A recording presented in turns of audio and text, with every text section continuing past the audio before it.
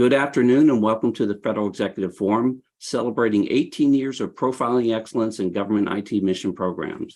I'm Luke McCormack. During today's show, we will discuss critical issues facing government and industry leaders in rolling out zero trust architecture strategies and technologies. With me on today's show are Shane Barney, Chief Information Security Officer, USCIS, Chi Kang, Deputy Director for Cyber Operations at NOAA, Campbell Palmer, Senior Director, Solutions Architecture, Lumen Technologies, John Vorjak, Chief Technology Officer, North America Public Sector, Red Hat, and Eric Trexler, Senior Vice President, U.S. Public Sector, Palo Alto Networks. Well, it's been a couple of years since the Cyber Executive Order came out, and I think it's been a year and a half since the Zero Trust Architecture guidance came out from OMB. And, usually that's enough time to get your strategy together, maybe get a little bit of funding together, well on your way to execution. Shane, you've been shooting this out of a cannon for 2 to 3 years. Give us a state of where you all are in regards to Zero Trust Architecture. Oh, we're done. Of course. I know. We're not even close. Good afternoon, Luke, and thanks for having me on the show today. I'm really excited to be here. We actually, oddly enough, USCIS by accident mostly, started down our Zero Trust journey in 2016 or so. And we're structured as Zero Trust for a number of different reasons, primarily because I really don't like the term. But we, as a cloud-heavy organization, quickly recognized some of the value that cloud offered us in terms of what we can do from a security front.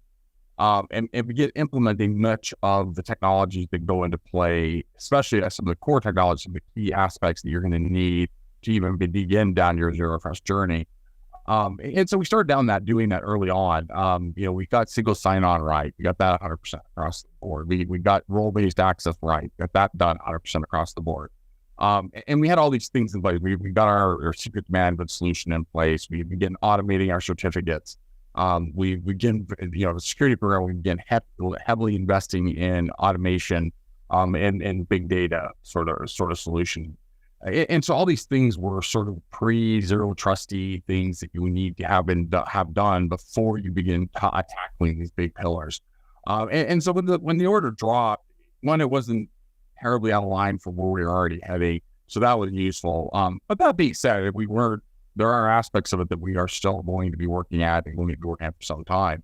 But I think for, in terms of where we are today and where we're working towards, I think from much of the networking pillar and the data and the user pillar, identity pillars, we are well on our way there. In many ways, we will easily beat the 2024 due dates. But in other areas, we're going to be like many agencies, still trying to push that envelope and trying to figure it out.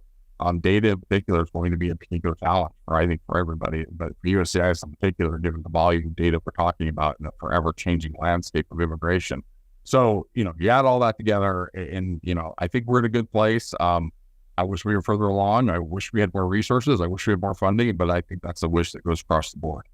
Sure. And you just learn to manage those risks, right? And I think you all have done a splendid job with that. So thank you for that outline. Chi, NOAA certainly recognized as has a very tight cyber operation. So hats off to you all for that. Give us a state of where you all are on your Zero Trust Architecture journey. Similar to Shane, I think a lot of the things that are identified in the Zero Trust strategy by the OMB directive, these are not new things. These are mostly good IT and IT security practices. So I think a lot of organizations has already been down towards that journey. It just now is being brought under this one umbrella and really being categorized as a set of initiatives. So similar to Shane, NOAA started a single sign-on journey, right, to make sure that we had phishing-resistant MFA across the board. There are challenges here at NOAA because we have a combination of federal employees, associates, but we also have commissioned officers as well as foreign nationals that are within our ecosystem. So things like typical CAC is not a end-all be-all solution for us. So we have to make sure our identity solutions are FIDO token compliant, et cetera. But nonetheless, right, focusing on the identity pillar. And some of the previous initiatives, right? CDM phase 1 really addresses the devices with now some caveat changes. Identity pillar, CDM phase 2, they used to call it, right? So we have already kind of started down that journey. A lot of the stuff under the network area, previous directives, either it be 1801 for encrypting HTTPS traffic, or it be some of the previous E3A type mandate for some of the strategies organization had for consolidating DNS queries or doing encrypted DNS. So NOAA's been in a situation where we've adopted all of these previous directives and done so with some rigor. And what that has allowed us to do is when M2209 dropped, we're like, well, a lot of these really match up to previous initiatives, but there are tweaks that needs to be had.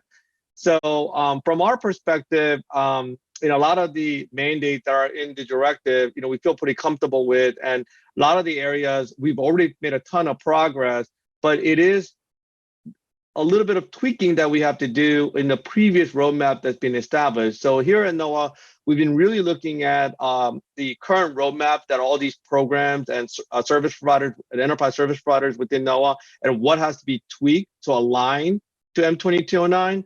And some areas are relatively small gaps, but some areas are definitely a little bit larger. And as Shane mentioned, data pillar is probably one of the most challenging ones, because even though a lot of the government organization has a COI policy, within their organization in the last 2 years, some of the technologies associated with things like automated data categorization, et cetera, it's in theory, right? They're supposed to work, but in practice, there's a lot of false positives, and there's some challenges there. But some of the emerging technologies and machine learning, right? Hoping that would aid in that area. But similar to Shane's organization, we see that being one of the more challenging pillars, given that there hasn't been many previous initiatives that we could rely on. Yeah, a lot of sort of blocking and tackling and stacking up to get to the point where you can even start to really focus on the data pillar. So to me, that's just a signal of maturity across the ecosystem. So hats off to you for the implementation. Campbell, let's talk about Lumen Technologies and where you all fit into this ecosystem, and give us a state of the state about what are you seeing across this sector? Thanks, Luke. I appreciate the question. So it's very interesting. If you come back from the Lumen history, we've been part of multiple government agencies providing MPLS networks, really focusing on that castle and moat topology, the legacy services of security on the outside. Your network itself is trusted, and there shouldn't be any. That's how we all know and love you. That's exactly right. So we're recognizing the shift in the landscape, and certainly the zero trust architecture that's been put forward through the NIST 800-27 framework. We had to pivot, and being a network backbone service provider, it's ultimately recognizing that we have a lot of value to bring to the zero trust architecture overall, but there's no endpoint and there's no end device solution for every single agency. So we're there to help support and deliver those capabilities. So from Lumen's perspective, we're one of the world's largest internet service providers, and we have our internet service network that's integrated with our Black Lotus Labs platform that actually allows us to capture zero-day security vulnerabilities that we can ultimately incorporate into our security operations teams to be able to communicate any type of incidents that take place inside of a particular agency. We also offer a framework for an acquisition strategy to obtain zero trust architecture frameworks using the EIS contract, leveraging Black Lotus Labs, our security operations team, our partners that can help build out those policy enforcement points, and then fully integrated with our security operations team, where we have a SIM and SOAR function that at least allows some level of automation for those endpoint devices. It's key, though, as part of zero trust to be certain that you have strong authentication, that you have identity management. And that's where we're going to be partnering with a lot of our other partners in the marketplace to ensure that we have that capability to bring that all-encompassing offer. And again, our goal is to make sure that we have that acquisition approach, that we can provide a fully managed service offering. Ultimately, agency CISOs have the responsibility of delivering that authority to operate to their agency. Part of the Lumen portfolio is offering managed services support that would aid the agency CISOs in development of the system security plan and documentation to allow for that zero trust framework to be adopted into that agency's portfolio. Nice little catch on the EIS too. I like that. That's could be a nice easy button for a lot of these agencies. John, Red Hat has been a staple here in the modernization in a modern way of these environments. Give us a state of where you all fit into the zero trust architecture framework. Yes, thank you for the question. And going back to what was just stated, there's not a single solution for all the problems that we're facing with zero trust, and certainly we understand that at Red Hat. A big focus for us in the past couple of years has been working with our ecosystem partners and to ensure that everything that we're providing in terms of platforms around OpenShift, our Kubernetes platform, Ansible, our automation platform, is compatible and works well with our partners. So we like to say, like, we're sort of the neutral vendor that works with everybody, and from a platform perspective. A couple of things we've been doing. We've long focused on sort of providing hardened open source solutions for customers. And so for us now, like, sort of the pivot or the refocus for us is it's spending more time on improving tools, providing enablement and onboarding solutions for customers, and generally improving the user experience around our products in a way that makes understanding how what customers are doing around zero trust is really obvious to them. So for example, we've focused heavily recently on improving our network automation modules within our Ansible automation platform, which I mentioned is our enterprise automation solution, to handle more zero trust use cases, and particularly around managing policy enforcement points across the network, across the enterprise, and in data collection. So it's a big part of when we first work with a customer, like understanding what you have, where is it, what's the state of your network. So there's a lot of data collection that we focus on. Another thing we focused on, we have a product that we recently incorporated into Red Hat a couple of years ago with the purchase of StackRox. We call it the OpenShift Advanced Cluster Security for Kubernetes, or ACS. And this is a product that allows you to securely build, deploy, and run cloud native applications on any Kubernetes platform.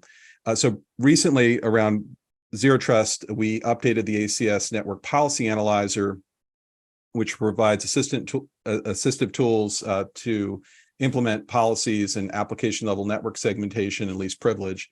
And the goals around this is to make the product more and more aligned with the detailed requirements of zero trust. Like, I think a lot of people was mentioning, we've been here, we've understood for maybe 20 years that we have to move in this direction of zero trust, but it's been in the last few years that we've got that guidance that helps us sort of tweak our solutions and move customers forward. Sure, a lot of pieces and parts out there. I always like to remind everyone of architecture in the zero trust architecture. It is an architecture, and these pieces snap into place, many of which have been pursued and implemented along the way, as been described here. Eric, Palo Alto, you all are right in the catbird seat here. You're right in the middle of all this. Give us the state of what you're seeing out there in regards to the implementation of this architecture across the sector. Sure. Look, we've been involved with zero trust since the beginnings of 2010 timeframe, delivering capabilities to customers to help them out with their zero trust architectures. I think the first thing we need to get down is, when we're talking to customers, what are they looking at from an architecture perspective? How are they thinking about zero trust? We still see customers coming to us asking for our zero trust product, and it doesn't work that way. We still see customers turning zero trust into a verb and saying they want to zero trust something. So it's really about driving to what are the outcomes you're looking to gain? What are you trying to get? And there is no one fit all solution. We're the largest security company in the world, and we can't meet all of your requirements. The DoD has 152 activities they look at. 20 of them are policy, procedure, services. The remaining 132, even as the largest company doing cybersecurity in the world, we meet 118. So this is a whole of world problem. We need to sit down with our customers. We need to work with them, and we need to help them out. We're doing that in the zero trust network access areas. We're doing it at the endpoint. We're doing it through SOC automation, but it really comes down to, What are you trying to accomplish, and where do you want to start, and where would you like to end up? But this is a journey.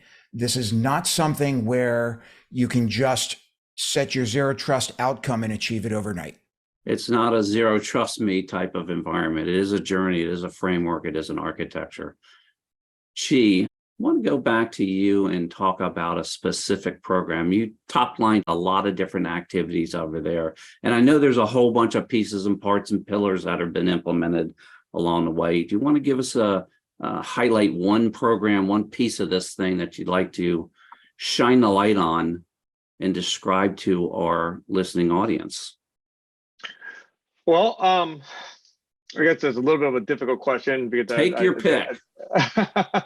But what I will say is the NOAA has invested in a TICAP program back in 2012, and when the original TIC iteration of TIC 1.0 came up, we decided as an organization not to take part in an MTIP solution, but actually build our own TIC solution.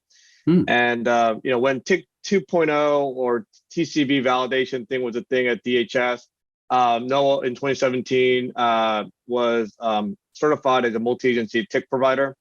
And we actually currently provide network perimeter security services for 11 of the 13 bureaus within Department of Commerce as a center of excellence within the department. And that's, have definitely in the past had definitely allowed us to make other investments given the cost savings that we've been able to achieve internally as well as with our partners within our bureaus within Department of Commerce. But one of the things about the NOAA TICAP program is that as it transitions to the TIC 3.0 and it's no longer network centric about where these policy enforcement points live, Campbell from Lumen, mentioned about there's no one solution, right? And we have to pivot about if you were on the network perimeter security as a program, we also have to pivot and make sure that we're partnering with different service providers within NOAA, as well as within the department to, as a culmination, meet all the policy enforcement points that reside to protect our data as well as protect our mission. So one of the things that is not one of the exact pillars within the Zero Trust framework, but what our NOAA TICAP program has been able to do is that program, because it already has a lot of partners as service providers for those policy enforcement points, we've been able to use that program as well as identifying the service providers about what they need to accomplish as well as what they need to change to specifically address some of the directives within the Zero Trust framework that OMB has outlined as well as DHS has outlined. So, one of the biggest things I think for NOAA is that we have a lot of different providers.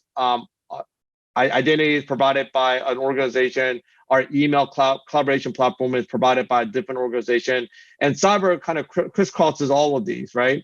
And having the NOAA TICAP program it's an early evolution from TIC 2.0 and then to 3.0, and now leveraging TIC 3.0 type policy enforcement point to lean into some of the pillars within the Zero Trust has been really beneficial because it's not only are we able to identify what our strategic outlook is, but tactically we already have those relationships to make those pivots and make those strategic alignments. So that's been an area that's been a really good success for us. Because I think one of the things is when you see these pillars within an organization, they're wondering who should provide or who needs to change to provide this service. And for us, it's been a lot more obvious because we already have those partners that identified and we already have those relationships with those partners. Yeah, no doubt you have this checkered environment that you're working in, very complex. Didn't realize you had foreign nationals on your environment. So snapping these things into this framework, this architecture, really crystallizes the journey that you all are on. So appreciate the highlighting of that program. All right, we're going to take a short break and we'll be right back. You're listening to the Federal Executive Forum on Federal News Network.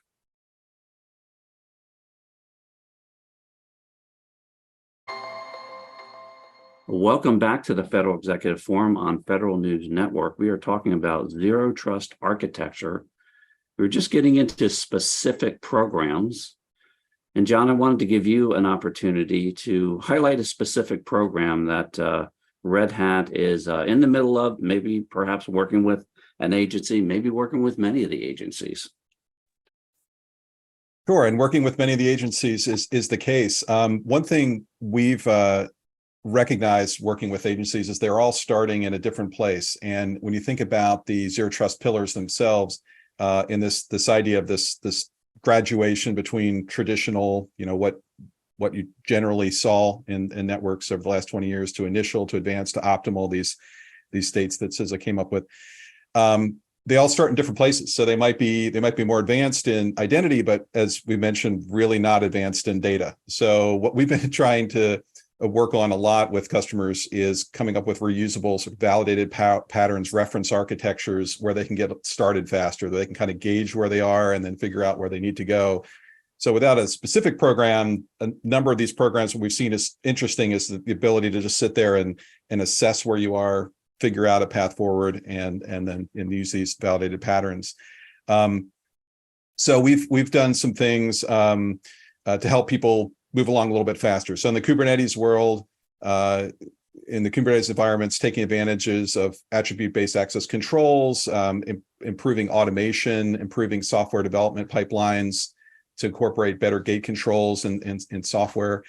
These are the kinds of things that we're seeing are getting some early adoption.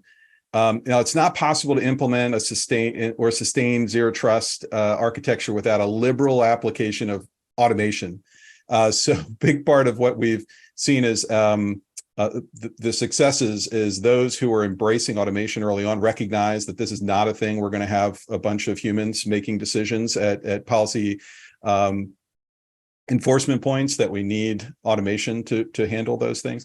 That's where we've seen success a little bit faster. So embracing that, understanding, and also recognizing that you don't need to rip and replace everything. And that's really not even realistic. What we're seeing is using the existing controls that are in the network that are provided by many vendors today. Some of those may not be easily managed centrally, but there's ways through automation to control those policy enforcement points, even though, let's say they're 10, 12, 20 years old, to get some value within the network and get, step towards zero trust. We'd love it to have greenfield scenarios where we can snap our fingers and just start over, but that's not the reality. So we've seen a lot of sort of that recognition of, hey, what do I got today and use today? What are ways that I can improve on that environment without having a huge spend? I need to do something kind of quick. So those are the kinds of where I see the light bulb go off, and the happier customer are those who are recognizing that there's a path forward that doesn't involve starting from scratch. Sure, and all of these environments, it's sort of a Lego block type of situation, and I applaud all the suppliers here for making sure that these things can snap together fairly seamlessly and not be painful in regards to the implementation of this. Eric, you talked about this very issue, right? There's no one magical way to do this. It's all hands on deck. Give us an example of that, if you would. Yeah, so we've got an organization with several 100,000 employees. They were using 9 separate major security solutions across 6 vendors, and that's abnormal. Normally, you'll see somewhere upwards of 30 into the hundreds of security vendors that customers are using.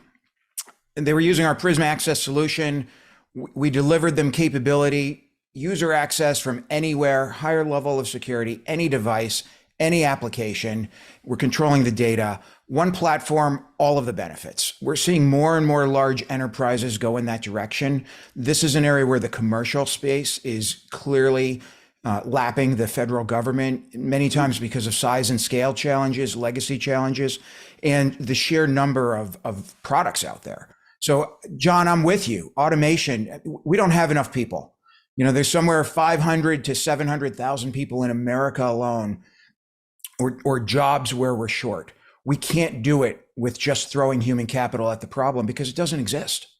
We've got to drive on automation. We believe strongly at Palo Alto Networks that consolidation is a key also. The government and our commercial customers, I don't care if it's state, local education, federal level government, US, global or enterprise commercial, it doesn't matter. Customers are not good at integration. And what we end up playing is Jenga with security. At some point, it just all falls down, right? So we've got to consolidate, get fewer vendors, better integration, fewer contracts, less training for our people. We've got to integrate our people. We're seeing movements, but it's not fast enough in that direction. So we're driving hard. And there is no one vendor, including Palo Alto Networks, that can solve all of their problems. John mentioned identity. Identity is the key first phase. We don't even play in that space. We do, but through partners. So we've got to all work together, but we believe in consolidation and bringing it together. One of the benefits that we're observing in the space is we bring artificial intelligence to bear. Once you understand the data sets, it is much easier to apply artificial intelligence to security problems. When you have a customer that is trying to link together 50 different security solutions, it is impossible for any vendor to apply artificial intelligence against those problems. We just don't understand the data.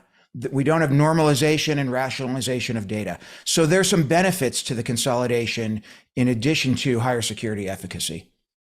Consolidate, simplify makes a lot of sense, and good catch on the AI aspect of that as well. Shane, every time we look, you all are 2.5 miles ahead of the majority of the agencies, I would say. Can you give us perhaps maybe a specific program that you'd like to highlight inside of this architecture framework that you all are pursuing? Yeah. Well, I'm glad we mentioned AI, because we can't go 5 minutes without mentioning AI recently, it seems.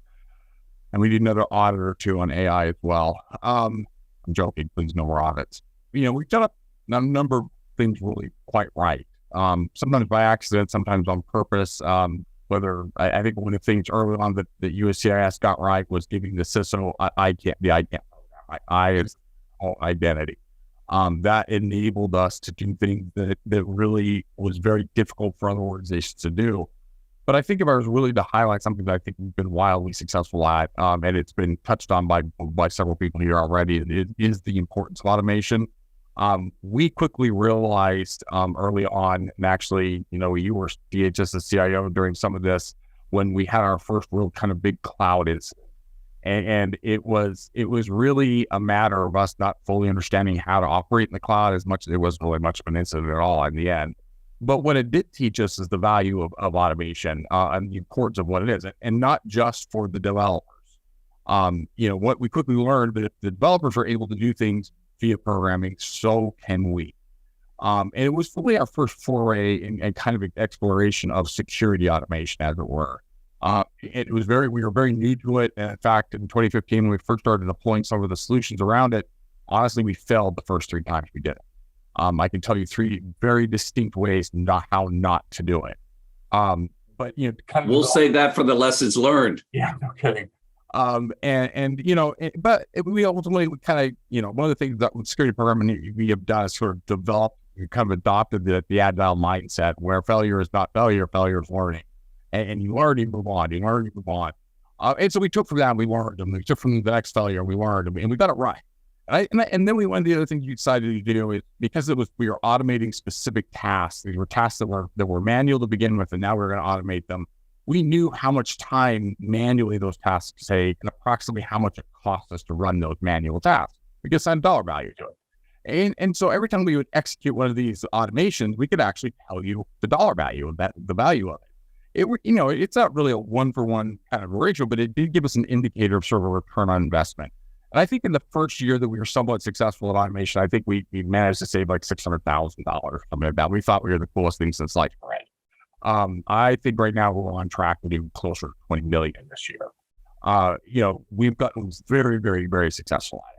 And it's so much so that we begin looking at security very differently. If you are going to operate in the cloud, your infrastructure is code, that also means your security is code too.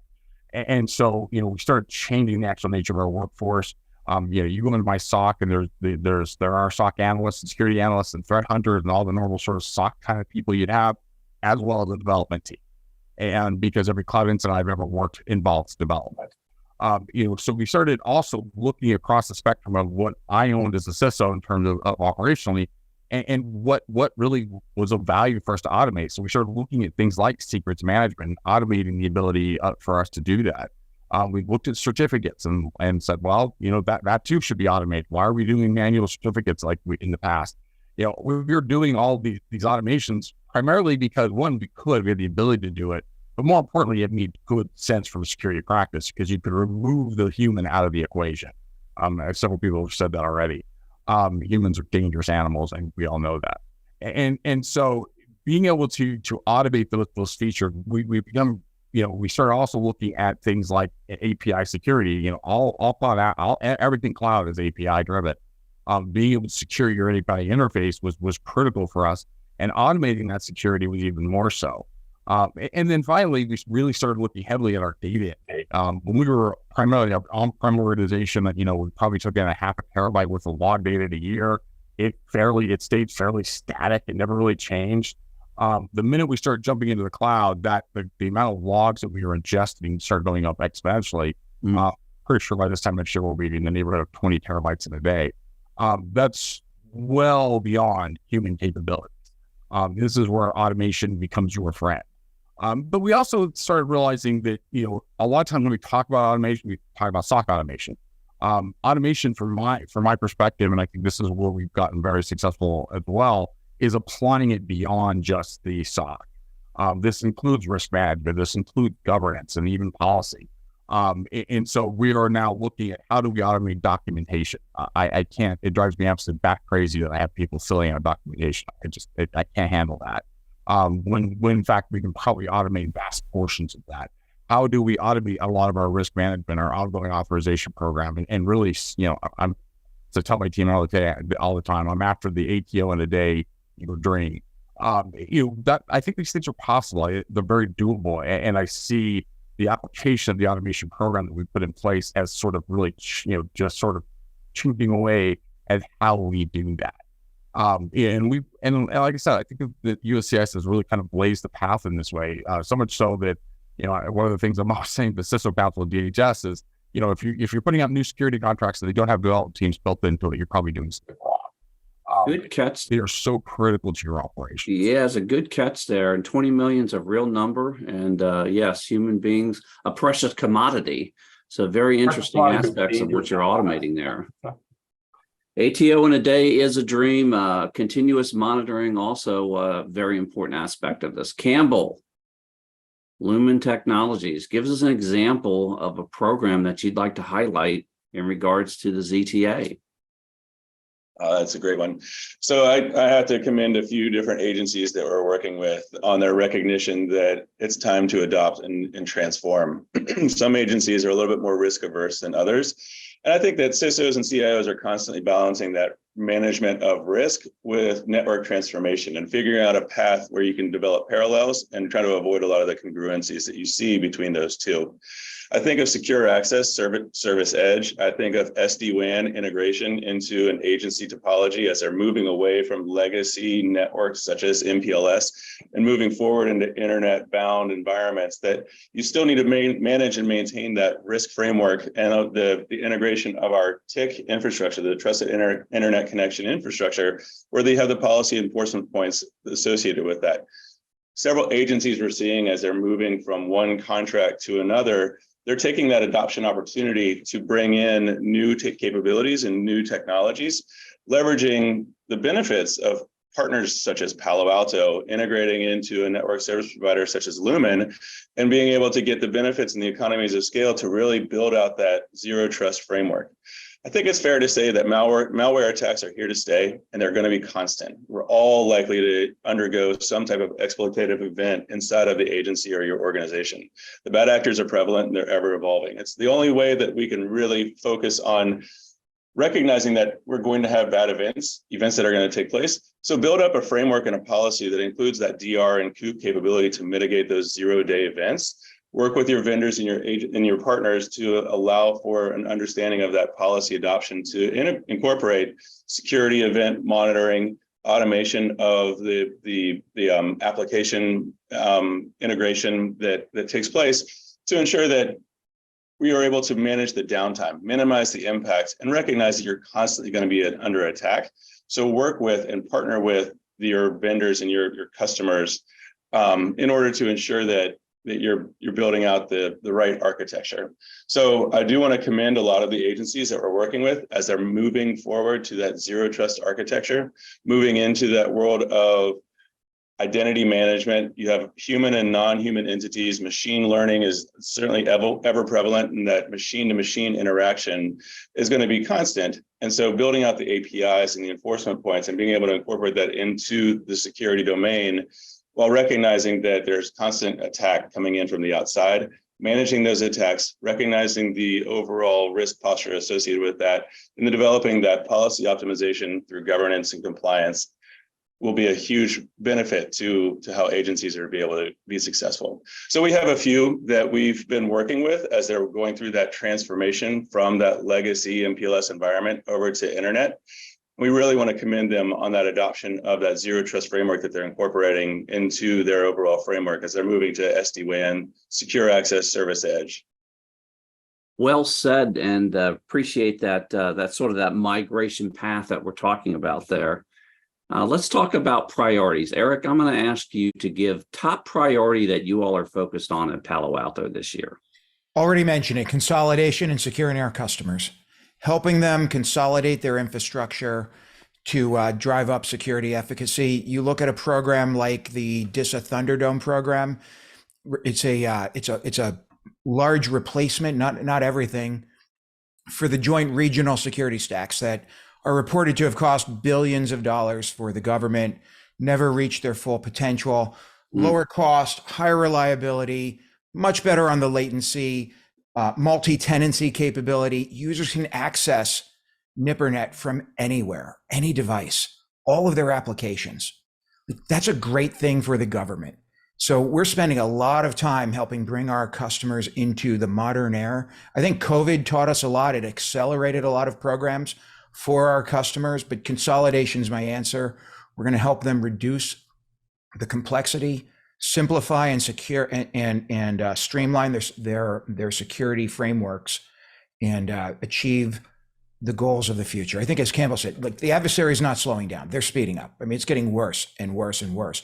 We've got to simplify and streamline. Consolidate, simplify, secure. We really do appreciate that. We're going to take a short break and we'll be right back.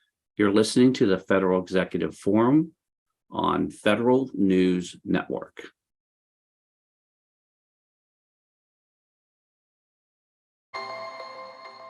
Welcome back to the Federal Executive Forum on Federal News Network. We are talking about zero trust architecture. We were specifically talking about priorities. Chi, top priority for you at NOAA? For us, workforce development, attracting the best talent in the industry, right? We're all fighting for the same pool. And in order to do that, right, we need to have some things lined up in order to be able to attract the best talent. Shane mentioned about making sure you have development teams in your SOC, making sure that those outlets exist, making sure that we have automations for some of the benign and mundane tasks, and the intrusion analysts or incident response handlers that we have are doing higher analytics or more in-deep research, doing threat hunting, right? So part of it is having the cool toys, the technologies, but also part of it is having a certain level of maturity, because if you're trying to attract the best talents within the federal government as well as within industry, you have to make sure that you have the technologies, the product. You don't want to, people don't want to be experts on tools that are outdated. They want to be experts in tools, emerging technologies. And in order to make sure that we're attracting the best talents, we want to make sure we're doing a combination of things so that we have the right skill set for us to really implement some of the things that we want to do in our strategy. Talent, always a priority. The right talent, number one priority. John, Red Hat, top priority for you all this year on this topic? Yeah, so heavy collaboration with our ecosystem community to ensure that zero trust solutions work well together. We're really passionate about this. As we mentioned many times, it takes a village and then some to implement zero trust. And it's not as we've said, it's not a single vendor solution. So as platform providers of Linux, of Kubernetes environments, of automation, we want to make sure that these great products that are out there are compatible with our environments that exist throughout the federal government. To that end, we're doing a number. We've over the last year done a number of these sort of government and industry programs to prove out zero trust. For example, there's the Advanced Technology Academic Research Center, ATARC. A number of vendors are working together through ATARC, and phase 2 right now, which is a program to bring together multiple vendors and build solutions with government agencies, build solutions that work together, and we can show that they work together. So this is not the time to divide and conquer and do different things and build walls around our products. Just like with Zero Trust, we got to take down the walls and figure out the gates, how we're going to work together, how we're going to communicate, how we're going to allow telemetry information to move from one solution to another, and understand that we're not here to control the data and own that data within product. We need to make sure the customer has control. So that's a big focus for us. It's a lot of additional time. It's so you got your own product development life cycles that you're working on within each vendor, but then you're trying to figure out, okay, I've got to spend a very, a good decent amount of time making sure that I'm remain compatible and remain open. So open standards, bring in more open source. These are the things that Red Hat's so focused on. It's all hands on deck, no question about that. Shane, top priority for you this year? Actually, it's an easy one. Much to my team's unhappiness right now, actually. I've always advocated for more of a data-driven approach to security, and Zero Trust is no different. And so one of the things, and this is actually stemming out of the work that we've done on the automation front, what we're seeing now is sort of we're bumping up into the limitations of what the tool sets that are out there that can provide us, in a number of different ways. And so when we started re-looking at the problem and what we were faced with, we realized that really what we needed to do was sort of re-architect the entire data approach that we have to security. So this year we're driving toward more of the security lake concept, something Amazon has been advocating for, but I've been seeing in other vendors as well, in driving towards more open source framework standards. And the one we're going to center around is actually the Open Cybersecurity Framework. I think it's one of the best ones out there running right now. It is largely encompassing of not just a SOC, which is the tendency in security automation world. This encompasses the security program at large. Not only that, it has the flexibility to accommodate the customizations that we're after, and then driving that requirement fundamentally with all of our tool providers that they have to meet this framework standard, that they have to be able to provide us their data. One of the things that we are seeing, and this is true of all the attacks, since SolarWinds and probably pre that, is the type of attacks that we are looking for are very subtle. They're hidden deep within the infrastructure. They are very non-normal events. They are a tiny little blip on the bell curve that no human being could ever see, and in fact, a lot of machine learning would have a hard time finding. We're not going to get there unless we begin getting a handle on how we ingest that data, how we understand the data. As I mentioned before, 20 terabytes of data a day is way too much. And even with some of the best tool sets out on the planet, you're still not going to be able to do a whole lot with that. And I love that my friends from Red Hat mentioned open source. I am the biggest advocate for open source. I think it's the best way to secure the environment. So part of our drive within the data-driven security plan is push the entire security program towards an open source model. We've already done that on the identity side. Our entire identity stack is built on open source software. And in fact, the entire thing stocks. And so using that as sort of our base understanding of how to operate, we're actually going to do that across the board, both for risk and governance, automation of the ATO process, automation of documentation. All these will be built on that standard and utilizing that open source framework. Amen on the open source framework. We really do appreciate that doubling down on that. I think that is an end state solution, makes sense. Campbell, top priority for Lumen. So from Lumen's perspective, Kate Johnson, our CEO, she calls it our North Star. It's our proprietary gift, and that's our network. Lumen's one of the world's largest internet service providers, making that network our proprietary gift. That focus in this upcoming year is that infrastructure build out embedding the foundational elements such as securing our backbone using Black Lotus Labs, the security team that has the capability to monitor billions of network events that are taking place across our network every day. We're able to extend those capabilities out to individual agencies and institutions. And we want to be able to incorporate that capability alongside with other security posture and offerings such as distributed denial of service mitigation, as well as taking that up to that application layer, extending that overall security framework out to our customers and agencies as we deliver those services to those endpoint users.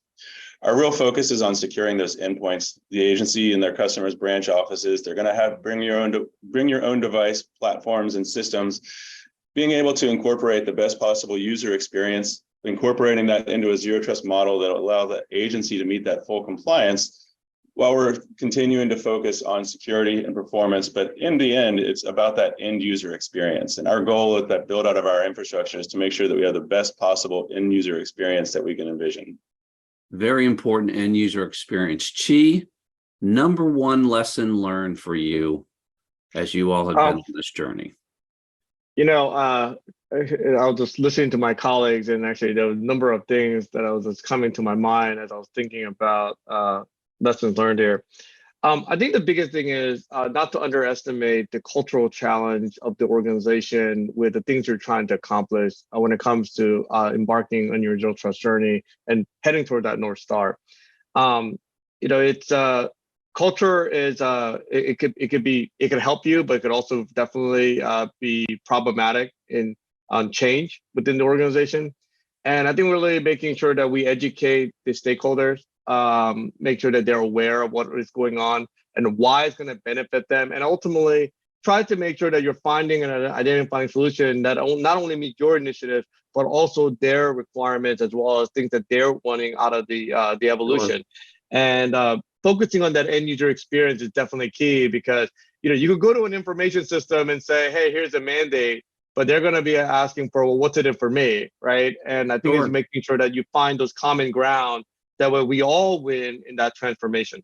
Gotta be a win-win. Shane, number one lesson learned as you all are been driving hard, top lesson learned you'd like to share with the audience. I think if I was going to say one thing, it was going to be get the basics right. There are a number of sort of zero trust activities that you need to just have in place that need to be part of your overall, your security stacks. And need to be there. This is the obvious ones like identity, single sign-on, multi-factor authentication, that sort of thing. But also make sure you have locked down on your API security. You have secrets management in place. You're automated your certificates. All these things become critical to your journey on zero trust because they feed into almost all the solutions that you will deploy in support of your zero trust journey. Little hidden gremlins out there if you're not careful. We're going to talk about 2 to 3 years from now. Eric, I want to start with you at Palo Alto. Fast forward, what does it look like? What's the demand signal out there? What are you all going to focus on over the course of the next 2 to 3 years? I'm really working with my teams to get out to our customers and drive outcome-based security, to really understand how to cross that chasm between the CIO and the CISO and their people that are executing. We respond to way too many RFQs, RFPs, where we haven't been able to help the customer and fully understand what they're trying to do other than buy products. So get in early, help understand their security aspirations, and really drive to outcome-based security. Fantastic. John, how about at Red Hat? If you look out 2 to 3 years, you top-lined a lot of things. What's going to be the focus 2 to 3 years from now? Well, I'm kind of looking at it from a holistic perspective that we need to, where I think things should get to across industry, and that's that we have more, validated patterns and reference architectures for implementing ZTA that can be shared across agencies. Like I'm a former Fed. It's some of the hardest things to do is to find out what somebody else is doing in another agency, and I think we're going to have to work towards that better sharing of that knowledge and information. I hope to see that. That would be like a hopeful scenario. We've got a clearinghouse for how we did it and how we did it well, and here's how to do it. So the agencies that are further ahead, like a CIS, can help some of the agencies that are a bit further behind. And then again, the vendor community working better together with open standards so that there isn't this sort of interoperability issues between solutions. I would hope to see that. I mean, that's something we push hard with community development approach at Red Hat. So I'd love to see that. And I do think we touched a little bit on generative AI, but look, that's going to be a big part of what we're going to see in solutions in the future, where we're training on data that we trust, that we're providing solutions that don't have, or answers that don't have a lot of randomness to them. So that's kind of the difference between some of the big models and what you could see in a trained model. And then the answers come back with the provenance of where the data came from. So here's your answer and here's where it came from. This is a trusted source. I think we're going to see that across a lot of different solutions with respect to automation. And it'll become a normal thing. Like we talk about it now, and in 2 years from now, it'll just be the normal thing that almost every vendor has some kind of generative AI solution attached to their console. And I think I we're imagine all we're going to see that everywhere. We're certainly looking forward to that. And I think the open architecture, open standards that you're describing is absolutely the play. Campbell, Lumen, you're working your way up the stack here. What are we going to see Lumen doing 2 to 3 years from now? Where are you going to be? You know, the one thing that's constant in our world that is ever unchanging is internet connectivity and traffic is always increasing exponentially every year. We're going to be continually investing in that network backbone, building up the capacity to be able to support the ever-growing application usage that's constantly taking place within agencies, within private sector. So the trick is going to be, are you able to secure all of that network traffic as it's coming across your network? Integrating our security services through, again, Black Lotus Labs, DDoS mitigation, AI and machine learning are going to be absolutely critical to ensure that we're bringing and delivering that cleanest possible traffic to our end user agencies. So really, if you think about that, from a zero trust standpoint, it always starts with the network. And our focus is really going to be on building out that network capacity and then augmenting that network with our security services and capabilities to be able to deliver the best possible experience to our end users. Yeah, that plumbing is absolutely important, and it definitely starts there. And if that's not strong, then the rest of the foundation falls apart. How about it, Noah, 2 to 3 years from now? You've got a lot of these pieces and parts in place. It sounds like you're tying them all together. What are you expecting? Where are you expecting to be 3 years from now? I'm hoping with a new integrator that we have a new investment opportunity that's coming up in the next year in our cyber program and the operation. So new integrator that has the same type of risk tolerance when it comes to innovation as our organization. NOAA is a science organization. We have high tolerance for innovation when it comes to science and making progress. We want to make sure that we are working with our industry partners, not only on the vendor side, but as well the integration side, looking for that equal innovation. So hopefully that will translate to more leveraging of automation, more than what we have today.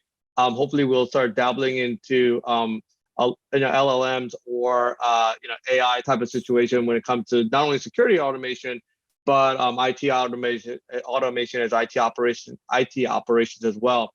So definitely it's an exciting time for us because we've made a lot of strides in the last 5 years, and we're really trying to hit that next level. And I think with some new opportunities with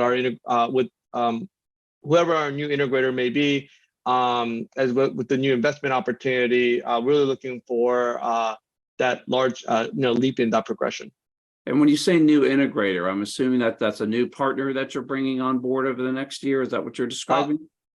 So we have a new solicitation that'll be going out in the next 12 calendar months here, and it's not it's not a follow-on to our existing opportunity within the cyber operation program. It's definitely a wider and broader scope of some of the more things that we want to be able to do. So we're excited for our industry partners, and I can't put this plug enough to say that we have a high tolerance for innovation, and we want to make sure that our partners that are looking at that opportunity to really bring their A game, and don't tell us what worked 5 years ago. Tell us what's going to be keep us at the cutting edge in the upcoming years. All right, you heard it, Chi, giving a call to arms to all the partners out there. Shane, as we described, you all are always 2.5 miles in front of everyone. And 2 to 3 years from now, when we call you up and say, "Hey, Shane, can you come on the radio show?" What are you going to tell us? Is it going to you going to send an avatar over here because you've automated it won't be me. What, It'll what are be we looking an at? avatar here. It'll be much prettier than I am, I'm sure.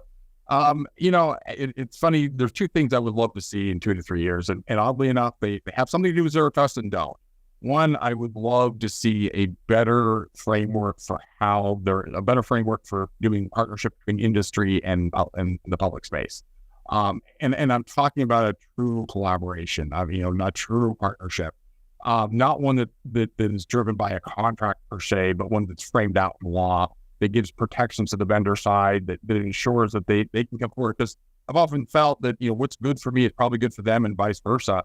But the ability to share information between the two sectors doesn't currently exist. At least the protections that I believe are needed to get us there.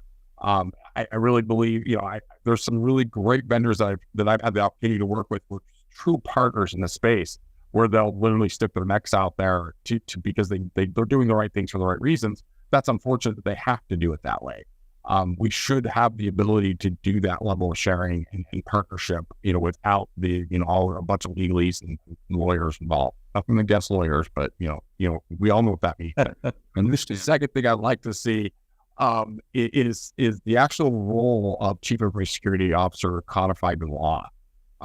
It hasn't been a problem at CIS, but it has been problems in other federal agencies where, because the CISO is defined by its relationship to the CIO, and the CIO gets to decide the role and the responsibilities and sort of the operational breadth of the CISO, that causes a number of problems. And you see that, especially when we're pushing forward an initiative like Zero Trust, where on my side of the house, for example, I own identity. I own a lot of the things that are within the Zero Trust realm of possibilities that make it much easier for me to do things. Whereas some of my counterparts in other agencies don't have that ability because their CIO defines the CISO in a very different way. It could be a very policy-driven job, and running that and putting that into law. Now, the one caveat I would place here is I never want to see the CISO become the auditor of CIO. That partnership has to remain. It is the most critical partnership in all IT, in my view. Balancing the needs of the business and the risks of doing business. I think have to be maintained. You have to have that partnership. So I don't want to see that broken up. I don't want to have it separated and going our own way. But at the same time, giving distinct legal authority to CISOs, I think, is going to add value. And then the kind of, in addition to that, and going back to my original point about the partnership between industry and the public sector, is actually we're putting out there some looser level requirements for industry to have CISO-like roles. Like a counterpart that when I have a problem, I know exactly who I need to talk to within that company. I don't want to tell the company how to operate, but at the same time, if they define a job, and actually most of them are further ahead than us in this respect anyway, if I have a counterpart that I already know who I can operate because they already are responsible for in that company the same things that I'm responsible for, it's going to further that partnership even more. Interesting sort of ask/prediction, I'll call it there, and very much in line with where the prediction. Yeah, and very much in line with where the private sector has gone. Right, you oftentimes see the CISO in a different type of reporting relationship than the configuration that you have in the federal service. We're going to have to wrap it up, and I want to say I really appreciate all the time and thank the guests for taking their time out of their schedules to help us impart this wisdom on our community. I'd like to thank our sponsors for supporting us on this show. And most of all, I'd like to thank you that tune in every single month. You've been listening to the Federal Executive Forum, part of the Federal News Network.